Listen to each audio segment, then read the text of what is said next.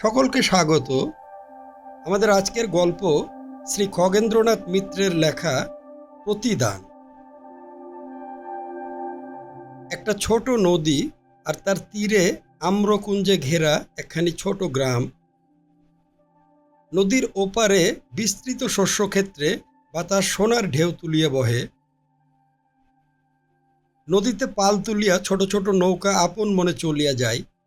মাঝিরা মনের সুখে বৈঠার তালে নিশীত রাতে সারি গায়, আর নদীর বক্ষে এবং পল্লীবাসিনীর সুপ্তি বিজড়িত স্মৃতিতে একটি মধুময় রেখা টানিয়া দিয়া যায়। বিকালে মেয়েরা আলতা পায়ে নোলক নাকে কলসি কাঁধে দুলিতে দুলিতে গমন করে। যুবতীরা ঘাসের উপর সিক্ত পদের অলক্তক রেখা একটু গ্রীবা বাঁকাইয়া দেখিয়া মুচকি হাসিয়া চলিয়া যায়। ঘাটের কাছে অশ্বত্থতলায় যে বেচারি তাহাদের দিকে ফেলফেল করিয়া চাহিয়া থাকে, তাহাকে কেউ দেখিয়াও দেখে না। সে যে নিরীহ, মুখ পরিত্যক্ত, বয়সে সে যুবক, কিন্তু তাহার মুখের দিকে চাহিলে তাহাকে শিশুর মতো বোধ হইত, নির্মল সরল হাস্যময়। সেই জন্য কেহ তাহাকে দেখিয়া সংকুচিত হইত না। বর্ষীয়সীরা তাহাকে দয়া করিতেন। আহা, তাহার কেহ নাই, সে অনাথ। যুবতীরা তাহার জন্য দুঃখ করিত, সে এত সুন্দর অথচ কেন মুখ। বালিকারা তাহাকে যত্ন করিত, কেননা সে ঘাসের লতায় বকুল ফুলের মালা গাঁথিয়া তাহাদের খোপায় কানে গুজিয়া দিত। সে শৈশব হইতে ওই ঘাটের কাছে গাছের তলায় অমনি করিয়া শুইয়া থাকিত। কাজেই রমণীগণের স্নানের ঘাটে অত বড় একটি বয়স্ক শিশুকে থাকিতে দেখিয়াও কেহ বড় একটা কিছু মনে করিত না।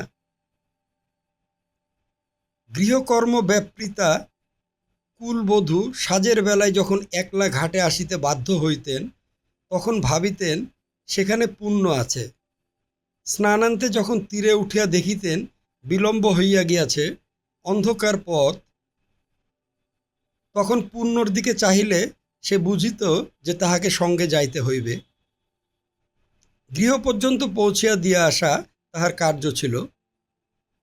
কোনো বাড়িতে ঠাকুরের বৈকালী ভোগও তাহার ভাগ্যে কখনো কখনো জুটিয়া যাইত, অথবা আঙিনায় যেখানে ছেলের দল ছুটাছুটি করিতেছে, সেও কিছুক্ষণ সেখানে তাহাদের খেলার সাথী হইয়া পড়িত। পুণ্য ঘোষেদের বাড়ির ছেলে, সংসারে তাহার আপনার বলিতে কেহ ছিল না। তাহার এক জ্ঞাতি তাহার সম্পত্তিটুকু আপনার করিয়া লইয়াছিলেন, তাহাকে ঠিক আপনার করিয়া লইতে পারেন নাই। একটি নিতান্ত অনাবশ্যক অথচ অপরিহার্য ভারের ন্যায় পুণ্য তাহার স্কন্ধে পড়িয়াছিল। পুণ্য কোথায় থাকে, কোথায় খায়, কেউ তাহার খোঁজ রাখিত না। রৌদ্র বৃষ্টির মধ্যেই সে বর্ধিত। রৌদ্র বৃষ্টি কখনো তাহার অনিষ্ট করিত না। তাহার অসুখেও কেউ বড় একটা অসুখী হইত না। একজন কেবল তাহার দুঃখে কখনো কখনো ব্যথিত হইত, সে গ্রামের একটি বধূ। একবার যখন পুণ্য অসুস্থ হইয়া শয্যায় আশ্রয় লইয়াছিল, তখন সেই বধূই তাহার খোঁজ করিয়াছিল। সে বালিকা পুণ্যরই এক দূর সম্পর্কীয় জ্ঞাতি, ললিতের স্ত্রী। বিবাহের পর স্বামী গৃহে আসিয়া বালিকা বধূ সুরবালা দুঃখের সহিত কিছু কিছু পরিচয় লাভ করিয়াছিল। সে তাহার মাতার আদরের কন্যা, গৃহকর্ম ভালো করিয়া শিক্ষা করে নাই। কাজেই স্বামী গৃহে শাশুড়ির তিরস্কারে ননদের বিদ্রূপ বানে তাহাকে বড় কাতর হইয়া পড়িতে হইত। তাহার বিমর্ষ ভাব দেখিয়া পুণ্য বুঝিত। সে যখন তাহার মুখের দিকে চাহিয়া এক প্রকার শুষ্ক মলিন হাসি হাসিত, তখন সুরবালাও বুঝিত যে মুখেরও হৃদয় আছে। একদিন, সে আজ 6 মাসের কথা, সুরবালা একলা ঘাটে আসিয়া জলে তাহার কলসি ভাসাইয়া তরঙ্গ তুলিতেছিল, আর তাহার চক্ষু দুটি অবিরল ধারায় অশ্রু বিসর্জন করিতেছিল। ললিতের বড় অসুখ। তাহার অবস্থা এমন খারাপ হইয়া উঠিয়াছিল যে গ্রামের সকলেই ললিতের জন্য চিন্তিত হইয়া পড়িয়াছিল। গৃহকর্ম না করিলে নয়, তাই সুরবালা জল লইতে আসিয়াছিল এবং বিরলে তাহার মনোবেদনা দেবতার উদ্দেশ্যে নিবেদন করিয়া দিতে গিয়া চোখের জলে আপ্লুত হইয়া উঠিয়াছিল। সেদিন পুণ্য তখন সেখানে ছিল না। কলসিতে জল পুরিয়া যেমন সে তীরে উঠিল, অমনি দেখিল পুণ্য তাহার সম্মুখে। আর কোনো দিন সে এত কাছে আসে নাই। সুরবালা একটু সংকুচিত হইল, কিন্তু সে চাহিয়া দেখিল আজ পুণ্যের মুখে সে হাসি নাই। তাহার মুখখানি আজ বিষাদের ছায়ায় ম্লান, তাহার নয়ন পংক্তিও বুঝি আর্দ্র। সে একটি বিল্বপত্র সুরবালার সম্মুখে ধরিল। বিল্বপত্র দেখিয়া সুরবালা দেবীর নির্মাল্য বলিয়া চিনিল। সে ভক্তি ভরে তাহা বাড়িতে লইয়া গিয়া স্বামীর মস্তকে রক্ষা করিল। ললিত সে যাত্রা রক্ষা পাইয়াছিল। সুরবালা বুঝিয়াছিল যে তাহারে নতুন জীবনে পুণ্য মুখ নির্বোধ পুণ্য তাহার সুখ দুঃখের সাথী। তাহার পর যখন সে ঘাটে আসিত, তখন দেখিত তাহাকে দেখিলে পুণ্য আনন্দিত হয়। সে বুঝিত এই অসহায় মূঢ়কে সে তাহার নিজের মাথায় বশীভূত করিয়াছে। পুণ্য ঘাসের লতায় শেফালির মালা গাঁথিয়া সুরবালাকে কখনো কখনো দিতে যাইত। সুরবালা হাসিয়া তাহা প্রত্যাখ্যান করিত, জানিত না কেন সে দিতে চায়। সে বোবা, সে অবোধ। ললিত বহুদিন পরে আজ তাহার স্ত্রীকে লইয়া কর্মস্থলে যাত্রা করিতেছেন। সুরবালা এই প্রথম স্বামীর সঙ্গে যাইতেছে। সে অন্তরে সুখ, চোখে জল এবং বক্ষে তাহার শিশুপুত্রটিকে লইয়া নৌকায় উঠিল। তাহার শাশুড়ি, ননদ ও প্রতিবেশিনীরা তাহাকে বিদায় দিবার জন্য স্নানের ঘাটে আসিয়াছেন। বালিকারা হাত বাড়াইয়া সুরবালার পুত্রকে প্রলুব্ধ করিতেছিল। বিদায় লওয়া শেষ হইলে নৌকা যখন ছাড়িয়া দিল, তখন কোনা হইতে পুণ্য আসিয়া নৌকার উপর আবির্ভূত হইল। ললিত প্রথমত তাহাকে আসিতে দেখিয়া হাসিয়া উঠিলেন। শেষে যখন দেখিলেন যে সে নামিয়া যাইতে মোটেই রাজি নয়, তখন একটু চিন্তিত হইলেন। মাঝিরা আবার নৌকা ভিড়াইল। ললিত অনেক বুঝাইয়া পুণ্যকে নামিয়া যাইতে বলিলেন। শেষে একটু ভয় দেখাইতেও ছাড়িলেন না। তাহাকে বুঝাইয়া দিলেন যে সে স্বেচ্ছায় নামিয়া না গেলে তাহাকে বলপূর্বক নামাইয়া দেওয়া হইবে। তাহাতেও পুণ্য নামিয়া গেল না। সে কেবল কাতরভাবে ললিতের দিকে ও প্রতিবেশিনীগণের দিকে চাহিয়া বুঝাইল যে সে তাহার সঙ্গে যাইতে চাহে। ললিত বল প্রকাশ করিতে যাইতেছিলেন, কিন্তু বিরক্ত হইলেন। ভাবিলেন, উহার তো কেহ নাই, উহাকে কেহই তো চাহে না। যদি তাহার সঙ্গে থাকিতে চাই, তাহাতে ক্ষতি কি? বিদেশে অমন একটি লোক অনেক কাজে লাগিবে। ললিতের মাতাও সেই কথা ভাবিতেছিলেন। পুণ্যের অভিভাবিকা ঘাটে আসিয়াছিলেন। তিনি ললিতের ক্ষীণ সংকল্পে বাতাস দিয়া বলিলেন, পুণ্য যেতে চাই, যাক না, দিন কতক দেখে শুনে আসুক। ললিত বলিলেন, আচ্ছা বৌদি, দাদাকে তবে বলো। নৌকা ছাড়িয়া দিল। পুণ্যও যাইতেছে ভাবিয়া সুরবালা সুখী হইল। ভাবিল, আমারে দুরন্ত দুলালটিকে তো পুণ্য দেখিতে পারিবে। সুরবালাকে বিদায় দিয়া রমণীগণ বিষণ্ণ মনে গৃহে ফিরিলেন। পুণ্যও যে চলিয়া গেল, সে কথাও বারবার তাহাদের মনে পড়িতে লাগিল। আহা, বেচারি পুণ্য! এ ক্ষুদ্র পল্লীর জীবনের সহিত সে একরূপ জড়িত ছিল। স্নানের ঘাটের অশ্বত্থ গাছটি ঝরে পড়িয়া গেলে তাহার অভাব যেমন শতবার লোকের মনে পড়িত, স্নানের ঘাট যেমন শূন্য ঠেকিত, মৌন মুখ পুণ্যর অভাব তেমনি আজ অনেকবার গৃহললনাগণের মনে হইতে লাগিল। সুরবালাকে বিদায় দিয়া কেহ কেহ যে কাঁদিয়াছিলেন, সে কেবল সুরবালার জন্য নহে, কয়েক বিন্দু অশ্রু পূর্ণরও প্রাপ্য ছিল। সে ওই নিরালা গাছতলায় বসিয়া নদীর বাঁকের দিকে, ওপারের ক্ষেতের দিকে, দূরের নৌকাখানির দিকে চাহিয়া থাকিত। নদী তীরস্থ কালীবাড়িতে যখন পূজার উৎসবে সকলে মাতিত, তখন তাহাদের এক পার্শ্বে বকুলতলায় বসিয়া সে এক মনে ঝরা ফুলের মালা গাঁথিত। কেহ এ সকল দেখিয়াও দেখিত না। কিন্তু কর্মকোলাহলময় পল্লী জীবনের অন্তরালে যে অচঞ্চল শান্ত পুরাতনের স্মৃতি বিরচিত একটি প্রচ্ছন্ন ভূমি ছিল, পূর্ণ তাহার অনেকখানি স্থান অধিকার করিয়াছিল। ললিত ফুলবাড়ির পোস্টমাস্টার, ডাকঘরের পেছনেই বাসা। পল্লীগ্রামের ডাকঘর পোস্টমাস্টারকে সর্বদাই অফিসে হাজির থাকিতে হয়। তাহা হইলেও কাজের মধ্যে বহুবার বাসায় আসিতেও বাধা নেই।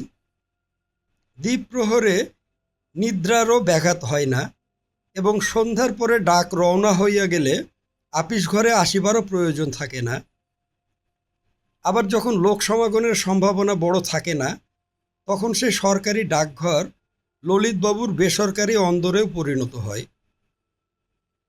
আপিসে পিয়নই তাহার একমাত্র অবলম্বন, আর একজন রানার বা ডাকবাহী তাহার অবসরকালে গৃহকর্মে তাহার সহায়।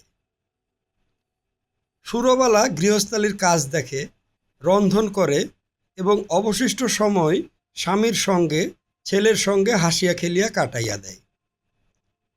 ছেলেকে লালন পালন করা তাহার নিত্য কার্যের মধ্যে নয়, পূর্ণই তাহার ভার লইয়াছে। যে দুরন্ত শিশু ছুটাছুটি করিয়া বেড়ায়, আর পূর্ণ অনবরত তাহার পিছু পিছু থাকে। কালুকে সামলাইতে বেচারির যথেষ্ট বেগ পাইতে হয়। কালু পূর্ণর সঙ্গটা যে বেশ পছন্দ করিত, তাহা মোটেও বোধ হইত না। সে তাহার নিজের খেয়ালের পশ্চাতে ছুটিত, আর পূর্ণ বেচারি নানা মতে তাহাকে ভুলাইয়া সামলাইয়া লইয়া বেড়াইত। ইহাতে পূর্ণ যে কিছু আমোদ পাইত, তাহা অন্তত তাহাকে দেখিলে মনে হইত না। তবুও সে যে কেন করিত, কেন সেই অদম্য বালকের অত্যাচার সহ্য করিত, তাহা সেই জানে। কেবল সুরবালা জানিত, পূর্ণ যতই খাটুক না, যতই তাহার কষ্ট হোক না, সে একবার তাহার দিকে চাহিলে, একবার একটু মিষ্ট কথা কহিলে তাহার সকল ক্লেশ যেন দূর হইত, সকল শ্রম যেন সার্থক হইত। তাই সুরবালা সে বিষয়ে কখনো কৃপণতা করিত না। দুইটি শিশুকে লইয়া ঘরকন্যা করিতে করিতে সে তাহাদের ক্ষুদ্র সুখ দুঃখগুলি বেশ বুঝিতে পারিয়াছিল। একটি শিশু কথা কহিতে জানে, কিছুই বোঝে না। আর একটি শিশু যেন বোঝে সবই, কিন্তু কথা কহিতে জানে না। এক শিশু কাঁদিয়া চিৎকার করিয়া মারিয়া ধরিয়া অস্থির করিয়া তুলে, আর একটি শিশু নীরবে সে সকল সহ্য করে। সুরবালা ক্রমে বুঝিয়াছিল যে ইহার একটিকেও নহিলে তাহার সংসার চলে না, আর কেহ সে কথা বোঝে নাই। ললিত যখন একের অবাধ্যতায় বিরক্ত হইয়া অপরকে বকিতেন, শাসন করিতেন, তখন সুরবালা মাঝখানে থাকিয়া তাহার সে বাক্যবাণের ধারটুকু হরণ করিয়া লইত। একটি কটাক্ষে, একটু হাসিতে সে ওই অসহায় বেচারির সমস্ত দুঃখ, সমস্ত অভিমান মুছাইয়া দিত। পূর্ণ যখন সন্ধ্যার অন্ধকারে বারান্দায় এক প্রান্তে বসিয়া ঝিঝির রবে বিভোর হইয়া থাকিত, তখন সুরবালা বুঝিত যে পূর্ণ তাহার ছায়ায় ঘেরা, পুলক ভরা নদী তীরের কথা ভাবিতেছে। সেই তরতর করা নদী, সেই ঢেউ খেলা ধানের ক্ষেত, সেই কালীবাড়ির কোলাহল, এসব পূর্ণ ভুলিবে কি করিয়া? সুরবালা কখনো কখনো ভাবিত, পূর্ণ সেখানে থাকিলেই ভালো ছিল। ললিত এ সকল বুঝিতেন না। তাহার দুষ্টু ছেলেটিকে পূর্ণের উপর ফেলিয়া নিশ্চিন্ত থাকা উচিত কি না, এ সন্দেহ কখনো কখনো তাহার মনে হইত। কারণ সে যে ভয়ানক বোকা। কিন্তু একবার কালুর যখন ব্যারাম হয়, তখন তিনি দেখিয়াছিলেন পুণ্য কি অদ্ভুত শুশ্রূষা করিয়াছিল। আহার নিদ্রা ত্যাগ করিয়া যখন এই অনাথ মুখ বেচারী তাহার পুত্রের শয্যার পাশে জননীর অপেক্ষা অধিক ব্যগ্রতা লইয়া অতন্দ্রিতভাবে বসিয়া থাকিত, তখন ললিতের মনে হইত বিধাতা তাহাকে বড় কৃপা করিয়াই বিদেশে এ অদ্ভুত সম্পদ জুটাইয়া দিয়াছেন। মাহিনা তো লাগেই না, তার উপর সহস্র টাকা দিয়াও যাহা মিলে না, ইহার নিকট হইতে সেই অকৃত্রিম সেবাটুকু পাওয়া যায়। সুরবালা দেখিত তাহার দুঃখে ব্যথিত পুণ্য তাহার ছেলেটির জন্য যমের সহিত যুদ্ধ করিতে প্রবৃত্ত হইয়াছে। পুত্রের জন্য আশঙ্কায় যেদিন তাহার মন আকুল হইয়া পড়িত, সেদিন পুণ্যের খাওয়া হইত না। সুরবালা সেদিন বিষণ্ণ মুখে শুধু কর্তব্যের খাতিরে তাহাকে ভাত দিতে আসিত, সেদিনও পুণ্য খাইতে পারিত না। শিশু স্বভাব পুণ্যের মুখখানি যেন সুরবালার মুখের একখানি জীবন্ত স্বচ্ছ দর্পণ। তাহাদের গ্রামের স্বচ্ছ নির্মল নদীটি যেমন আকাশখানির আলো ও ছায়া প্রতিবিম্বিত করে, পুণ্যের হৃদয়েও তেমনি সুরবালার সুখ দুঃখের আভাসটুকু পর্যন্ত প্রতিফলিত হইত। সেই জন্যই অনেকদিন পুণ্যের ভালো করিয়া খাওয়া হইত না। সুরবালা সে কথা জানিত, আর মনে করিত আহা, ওর কেহ নাই। একদিন পুণ্য কিছুতেই খাইল না। সেদিন সুরবালাই পুণ্যকে বকিয়াছিল। তাহার ছেলেটি প্রজাপতির পশ্চাতে ছুটিয়া কাঁটাবনের ভিতর গিয়া পড়িয়া সমস্ত অঙ্গ ক্ষতবিক্ষত করিয়া লইয়া আসিয়াছে। তাহাকে ধরিতে গিয়া পুণ্যের অঙ্গও অক্ষত ছিল না, কিন্তু তাহা কেহ দেখিল না। সে দুষ্টু শিশু যখন সর্বাগ্যে রক্তের চিহ্ন লইয়া বাড়িতে ফিরিয়া কাঁদিয়া পল্লী অস্থির করিয়া তুলিল, তখন সুরবালার চক্ষু ক্রোধে জ্বলিয়া উঠিল। সে পুত্রকে পুণ্যের কোল হইতে কাড়িয়া লইয়া অনেকক্ষণ পর্যন্ত তীব্রভাবে তাহাকে ভর্ৎসনা করিল। অফিস ঘর হইতে ললিত আসিয়া কালুর অবস্থা দেখিয়া পুণ্যকে মারিতে উদ্যত হইলেন। সুরবালা তাহাতেও কিছু বলিল না। এবার পুণ্যর চোখে জল আসিল। সে ধীরে ধীরে অঞ্চলে চক্ষু মুছিতে মুছিতে বাহির হইয়া গেল। তাহার বলিবার অনেক কথা ছিল, কিন্তু হায়, বিধাতা তো তাহাকে বলিবার শক্তি দেন নাই। সে নীরবে অশ্রুমোচন করিল, সেদিন আর আহার করিল না।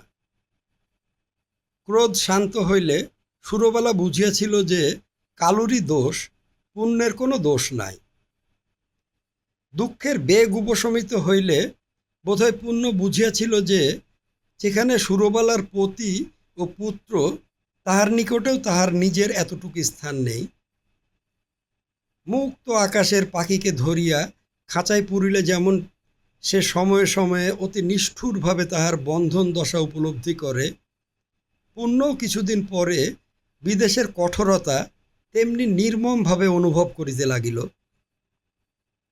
তাহার পল্লী ভবনের সেই শান্তি, নদীর ঘাটে কত পরিচিত মুখের হাসি, পালের জোরে নৌকাগুলির সুন্দর লঘু গতি, এ সকলের জন্য ক্রমেই যেন তাহার মন অস্থির হইয়া উঠিতে লাগিল। কিন্তু সে কি করিবে? মনে যে ইচ্ছাটি তাহার আসিত, তাহা ব্যক্ত করিবার শক্তি হইতে সে যে বঞ্চিত। সুরবালা কখনো কখনো বুঝিত, কিন্তু পুণ্য বাড়ি গেলে কালুকে দেখিবে কে? একদিন সকালে পুণ্যকে আর দেখা গেল না। সুরবালা ভাবিল এতদিনে পুণ্য তাহার মায়া কাটাইয়াছে। কালু ভাবিল কি মজা। ললিত একটু বিপদে পড়িলেন। পুণ্যের মতো একটি লোক খুঁজিয়া পাওয়া যে কত কঠিন, তাহা তিনি বেশ জানিতেন। পুণ্য হঠাৎ কেন চলিয়া গেল, কোথায় গেল ইত্যাদি ভাবিতে ভাবিতে বিমর্ষভাবে তিনি অফিস ঘরে গেলেন। দরজা খুলিয়া তিনি যাহা দেখিলেন, তাহাতে তাহার মাথা ঘুরিয়া গেল। তিনি দেখিলেন দরজা খোলা রহিয়াছে। ঘরের মেঝেই একটি লোহার সিন্দুক পোতা ছিল, তাহাতে চাবি ভাঙা পড়িয়া রহিয়াছে। সিন্দুক হইতে টাকার থলে অদৃশ্য হইয়াছে। তিনি মাথায় হাত দিয়া বসিয়া পড়িলেন।